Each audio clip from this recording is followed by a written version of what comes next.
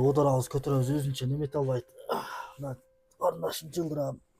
Капталына жаткырам. Мынтипчи. Буттар бириктирбеш үчүн бул жерге балыштарды коебуз. Жата берген адамдык булар жанчыл кылбасын деп бөйрөктөрүнө массаж келтириш керек. Булар жасайм. Мыналарына массаж жасайм, мына моюндарына. Бүт колдоруна мыналарга. Азыр бир реабилитация барсаң эле 150 миңдей расход кетип калат экен. Буну бир адам же эки адам карашасың. Алып барганда дагычы. Апам өзүнө нары бери көтөрүп жылдырганга оор болот. Көтөрүп жылдыра албайт. Көтөрүп жылдырганда мен көтөрүп жылдырып шам апама. Мына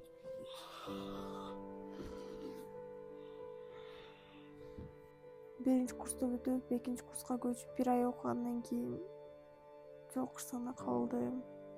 Ошондон бери азыр окубайм, окуум да калды. Мурункудай болуп басып кетким келет, эл катарына кошулуп. 2024-жылы жол кырсыгына кабылып, омуртка менен жүлүнгө катуу жаракат алгам.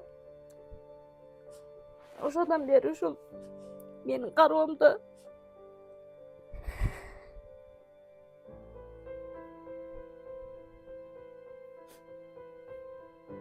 кызым сакайып эл катарына кошулуп, окуусун улантып, өзү менен өзү болуп кетсе эле болду эле бизге. ошого өзүбүздүн каражатыбыз жетишсиздиктен элдерден жардам сурап атабыз. Колдон келишинче жардам берсеңиздер ушул карындашым эмесине. Жардам керек. 2007-жылы туулган Ыктыярбек кызы Диана 2024-жылы жол кырсыгына кабылып, оор жаракат алган. Анын омурткасы жана жүлүнү катуу жабыркап, учурда баса албай, денеси шаалап алды. Дарыгерлер толук айыгуу үчүн узак мөөнөттүү реабилитация талап кылынаарын билдиришүүдө. Дарыланууга $30 000 керектелет. Тилекке каршы үй бүлөнүн каржылык мүмкүнчүлүгү жетсиз. Мындан тышкары апасы Кебекбаева Асылканда боор оорусу менен жабыркап, оор жумуш кылууга дарыгерлер уруксат бербейт. Жакындары кайрымдуу жарандардан жардам сурайт. Ар бир колдоо 19 жаштагы Диананын жашоосуна үмүт берет. Толук маалымат алыш үчүн экран астындагы телефон номерлерге жазыңыз жана ошондой эле QR коддордун сүрөттөрүн да коюп койдум. Ал жака каражаттарыңыздарды которсоңуздар болот. Бардык реквизиттер жакын туугандарынын наамында. Менин аты жөнүм Диана, Ыктыярбек кызы Диана, Кызыл Алай айылынан болгом.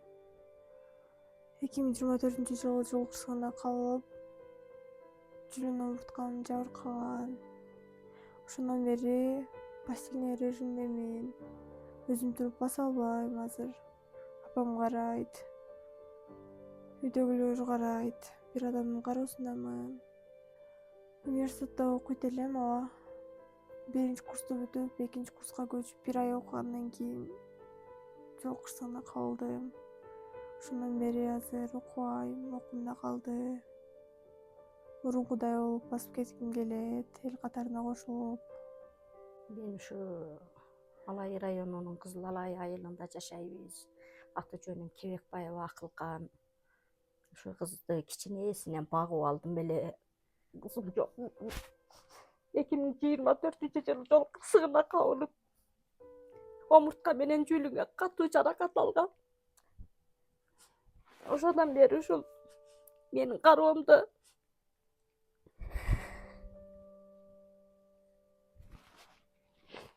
Өзүңүздүн канча балаңыз бар эле, кантип багып алып калдыңыз?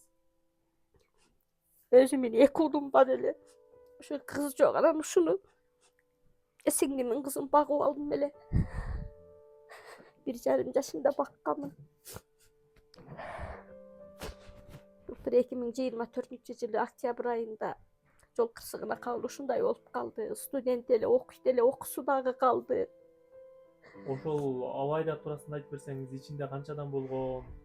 Эмне болду? Жоопкерчилик алдыбы? Сүзүп кеткен адам?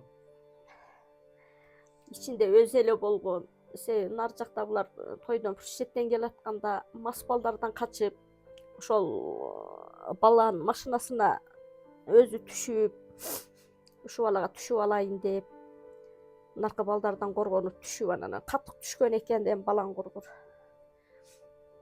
Ошол жерден авария болуп,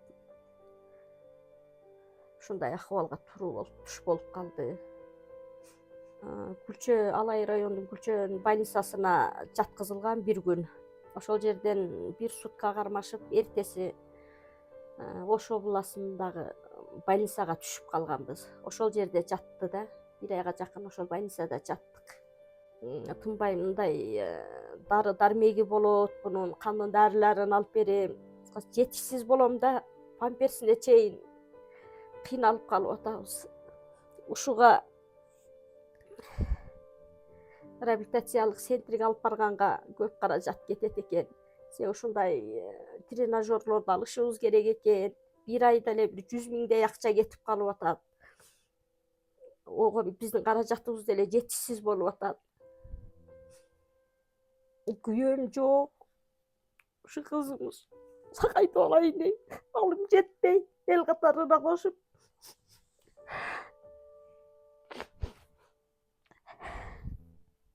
Кызыңыз канча жашында авария болду? Мындай кандай эле Кызым үйдөгү иштерди кылып, сизге жардамдашып, өзүңүз кызыңыз катары көрүп калгансыз да эми багып алып. кызым 17 жашында ошо 9 базасы менен тапшырганда окуу жайгачы. Ошо 1 курсту бүтүп 2 курсуна илешип 1 ай 2 айга өткөндө ушундай авария болуп кетип атышат. Кызым буга чейин аябай күчтүү, эрктүү кыз болгон. Алла таалам дагы ошондой кылып кызымы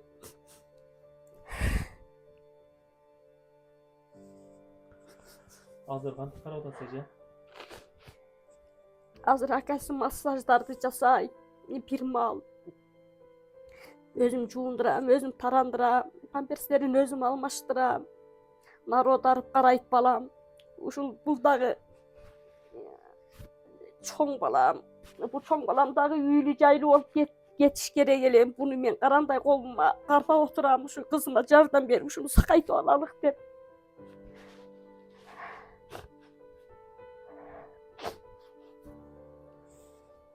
Азыр ооруган жерлерин билем ооба. Алдын эч кандай эч нерсени сезбеген эмесмин.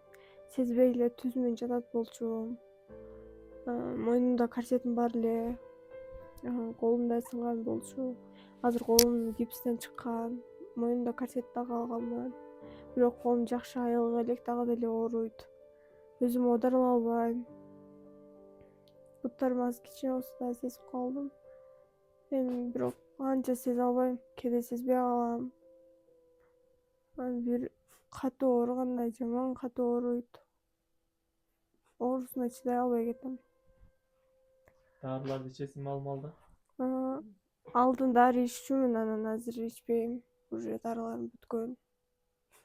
Ооруп калганымда гана капельница, успокаивающий ушундайларды алам. Сени ким карап атат, кантип карап атышат, ушуну айтып берсең. Мени апам карайт. Кыз бала болгон үчүн апам көбүрөөк карайт. Анан жеңемдер каралашат. Акам карайт. Кээде буттарыма, колдорума массаж жасап берет. Assalamu alaikum, мен ушу агасы болом, бир тууган агасы. Ушу карындашым автобуска учурап калгандан бери ушу өзүбүз талаа жеринде миграцияда иштеп жүрчү элек, Россияларда, Бишкекте. Мындан карындашым кырсыкка учурап калгандан бери айылда ушуну карап апама жардам берип ушул жерде отурабыз.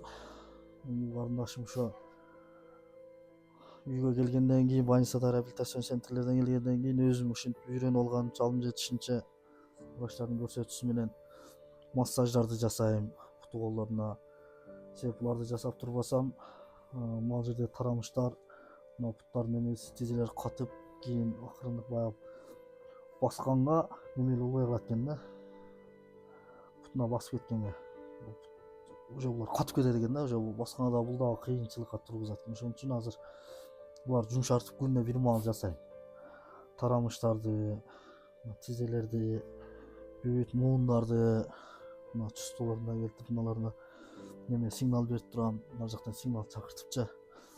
Жүн жактан эмесине.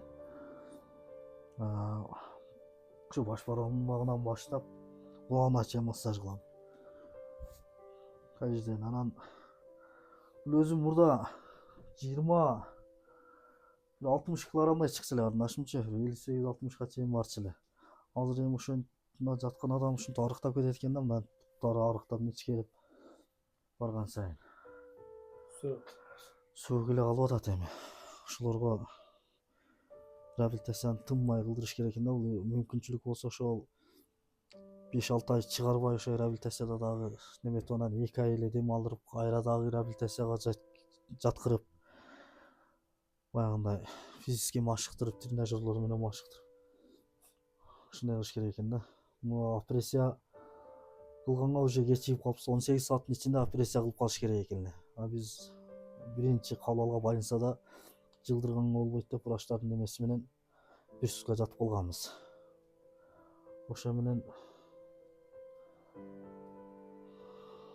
опрессияда кечигип калдык. Эми бунун ички аппараттары башка жерлери таза. Ошо омурткасы сынып жүнүнө удар болуп калган, кынчылып калган баягычы. Кайра ордуна келген сөөк түшүп калган. Ошол ошончо бүттү. Ошон үчүн опрессияга кылгынган жок да.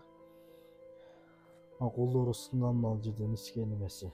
Бул жүлүн неме болгондон кийин бүтүшү да кыйын экен, витамин бериши кыйын экен өзүнөчү.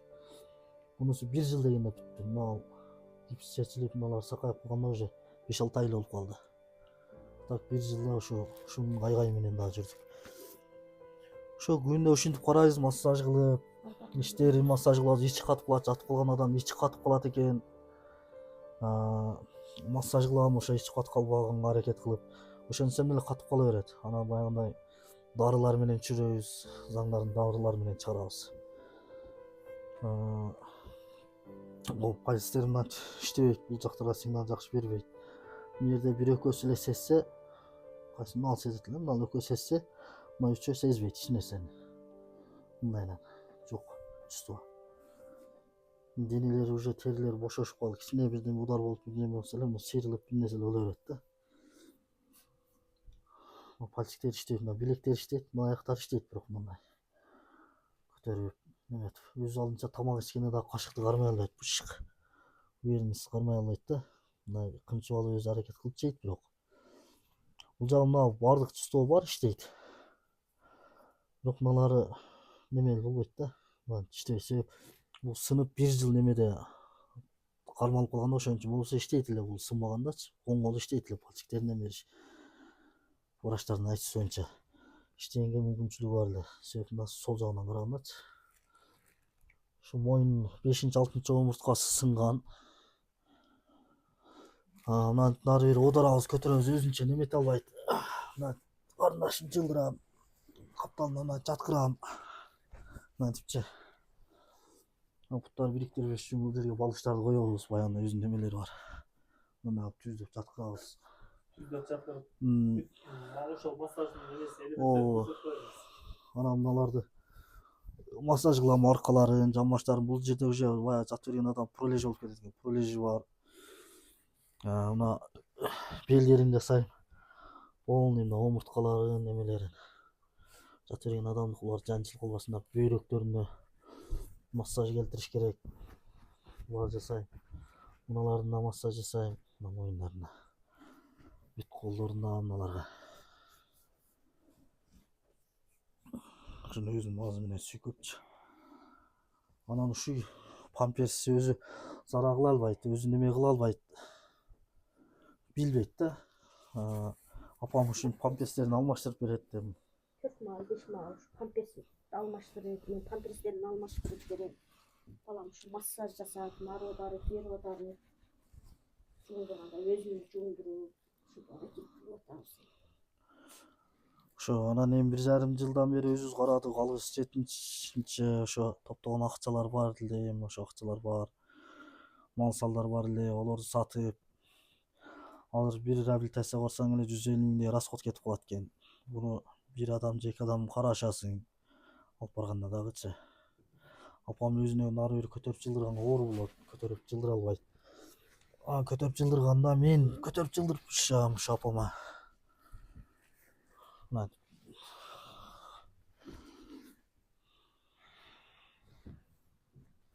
ошол Памперстерди дагы алмаштырып турат да. Памперстерин ошо апам өзү алмаштырат. Памперс алмаштырганда ошо мен ал жерлерине аралашпайм, ошо өздөрү карайт алардынчы. Ушу памперстерин алмаштырам мен. Ошо кыла берейинби? Памперстерин алмаштырып жечи. Мантип чачы тарап жуундурганда кичине удобный болсун деп балам мынандай кылып неме кылып берди. Чачы аябай узун эле. Чачы дагы ушундай өзүнө удобный болсун деп мынандай неме кылып койгонбуз. Жуундурган жерибиз дагы неме тагына килонка салып алып мынантип памперстерин алмаштырам. Ошо ушундай кылганыбыздын себеби эми элден жардам сураганыбыздын себеби ушул үйдүн жанына бир өзүнчө бир чоң зал салып, жанына душу менен. Анан ошо душка дагы жабдыктарды алып, анан ону салып алганыбыз менен алганга неме жабдыктарды алганга каражатыбыз жетпей калып атат. Же каражат неме жабдыктарды алып алсак, тренажерный немелерди. Же баягы зайнаны сала албай калабыз. Мерге бир кичине бир комнатача салып өзүнө ылайыктап. Ошол жерде карап, ошол жерде тренажерный, ошол жерде жатакына кылып, постоянно тынбай машыктырып, баягы маларына качка керек, күч керек, өзүнө секиндикти менен туруп кеткенгечи. Анан ошол жерде жуундуруп, ошолордун условия түзүш керек болуп атат да, ошого көбүрөөк каражат кетип атат. Анан ошого биздин каражатыбыз жетишсиздиктен элдерден жардам сурап атабыз. Колдон келишинче жардам берсеңиздер ушул карындашым немесине. Анан акырындык менен ошол өзүнө келип коляска жок дегенде коляскага отургузуш керек болуп атат. Коляскага отургузуп неме болгондон кийин анан чет өлкөлөргө, Турциягабы же Индиягабы, өзгөнчө Индиядагы немелер менен байланышканбыз, бир 2-3 адистер менен, врачтар менен. Алар операция болот дешкен да, баягындай неме, бирок ошентип өзүнүн немесине келтиргиле биринчи деген. Жок дегенде коляскага тике отургузуш керек деди. Анан алып келсеңер же реабилитация кылабыз деген алар дагы, же операция кылабыз деген да. Ал жан дагы ошондон кийин көрүп, результатынан кийин карап көрүп кылабыз деген. Ошондой кылыш керек болуп атат. Демек азыр жакшы лечение кылдырып операцияга даярдашыңыз керек экен да. Ошо операцияга кандай эле карындашыңыз? Мурда карындашым, мына ал жерде өзүм айылдаштарым билет, мына жерде кошуналарым көргөндөр болсо, билгендер, тааныгандар билет. Сезондо чөп орсом, чөптүн чөмөлөсүн өзү кылчу эле, мен оргон чөптүнчү. Эркек адамдай иштейт эле. Өзү күч баарс, мындай тарсылган кыз эле. Анча кыз деле 60 килограмм эмес эле, бул ошондой эле кыз эле. Түсөгү узун, мына боевой кыз эле. Эми кырсык экен, ушинтип ушуга учурап калды карындашым да. Ошентип апасына жакшы жардамдарды берип, жакшы неме кылчу эле.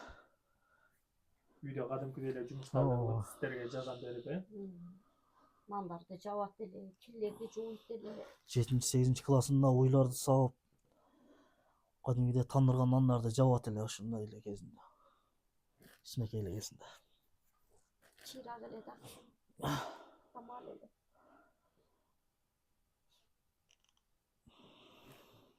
айла жок эми жакшы болуп кетсин. Ошо бизде ошо жакшы болуп кеткенге биз дагы себепкер бололук деп ошо аракетибизди кылып атабыз. Ошо жакшы болуп кетсе бизге дагы жакшы, өзүнө дагы жакшы.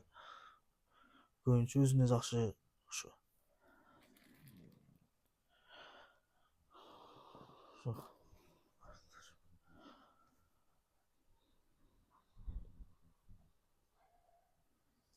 Өзүңүн абалың кандай болуп атат азыр? Азыр абалым жакшы эле.